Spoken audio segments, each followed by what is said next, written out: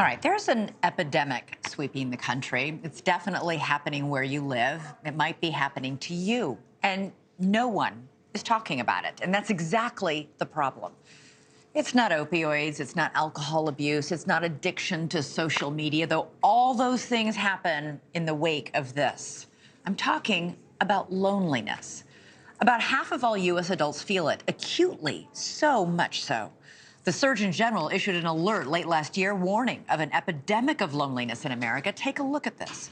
Loneliness increases your risk of premature death by 26%. When you add in social isolation, defined as having few social relationships and interactions, the risk goes up to 29%. Being lonely puts you at higher risk for heart disease, stroke, anxiety, depression, dementia, and even a weakened immune system. So why are so many of us, millions and millions of us, so lonely? And what can we do about it? Well, my next guest says she has the answers in her new book, How to Be the Love You Seek. It's the latest work written by Dr. Nicole LePera. A lot of you might recognize her from Instagram, where she's got nearly 8 million people who follow her. I'm one of them, by the way. Her posts are fantastic. She says the key to stop feeling lonely now almost always requires looking back. Let's talk about what the Surgeon General was talking about, this epidemic of loneliness. Why are we all so lonely?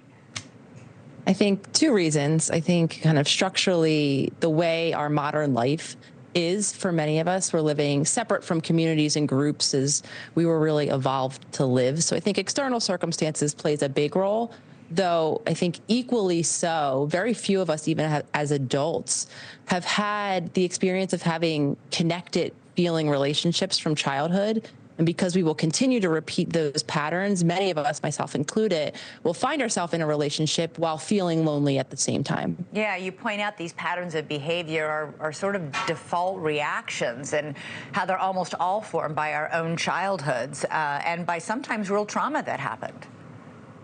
Yeah, so again, for a lot of us, we might not even be clear. I was one of those people who I didn't have the really traditional sense of the word trauma. I couldn't recall the big, cataclysmic event that had happened to me. But what I have learned is really to expand the scope or the definition of what trauma is, and seeing all of the ways that myself and others didn't have the emotional attunement that we needed in childhood. Yeah, we learned as kids to basically hang on and do whatever we needed to do to survive, which was usually suppress emotions.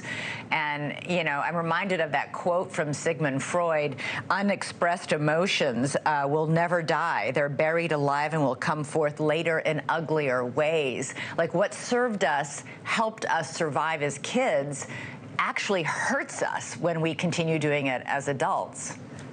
I think the important piece of that, and I love how you're beautifully illustrating that, Elizabeth, is it was adaptive. Right? These are the modifications that we had to make because we were solely dependent on these other individuals for our physiological survival. Though when it comes to adulthood, many of us are continuing to repeat patterns that allow us to continue to have unmet needs, to continue to overstep our boundaries, to continue to engage in abusive or neglectful relationships, again, because comfort will always be preferred, even if the logical part of our brain and maybe even some loving family members are like, hey, you're doing that again. This is the same pattern wired into us. Neurophysiology is that comfort that comes with what we know, how we identify, and how we've learned really to show up in our relationships. You had a video that went seriously viral where you talked about childhood trauma and how it affects us decades later. More than 9 million people watched it. Let's take a look at a part of that. I have complex trauma, so I have no memories of my childhood. It's probably for the best if you know what I mean. I have complex trauma, so I easily startle because my nervous system is constantly stuck in a state of fight or flight. I have complex trauma, so I feel overwhelmed from the time I wake up to the time I go to bed because no one taught me how to regulate my emotions. I have complex trauma, so I over-explain everything I do in hopes that I won't be misunderstood and punished, just like in childhood. All right, what is complex trauma? So complex trauma is, again, that more expanded definition that I was referring to earlier. It's all of the different attachment type traumas, often based around how we're navigating our emotions and how we're expressing ourselves. And if we don't have, and this again comes down to our nervous system, our body's need for that safe point of co-regulation. And when we don't have that, what we're left with individually and emotionally is a state of overwhelm. So I was struck in the introduction to your newest book, How to Be the Love You Seek. You talked in the introduction about feeling alone while sitting at Cirque du Soleil with your partner at the time, a special Christmas present. It should have been a great moment, and you, instead of feeling with her and bonded, you felt very alone and separate. There are a lot of people who have had that. I've had that feeling of feeling lonely in a crowded room. Why do we feel that way? I mean, that one example at Cirque du Soleil for me, Elizabeth, was a repeated pattern that I felt in all of my relationships up through that relationship, even included until past relationships. And typically what I would make of it in my mind, or the blame, if you will, that I would assign, was that this must be my partner. I chose the wrong person. They're not able to connect with me emotionally to relieve this deep-rooted loneliness. So very logically, I did what many of us do. I went to find a more perfect partner where I wouldn't end up feeling that way.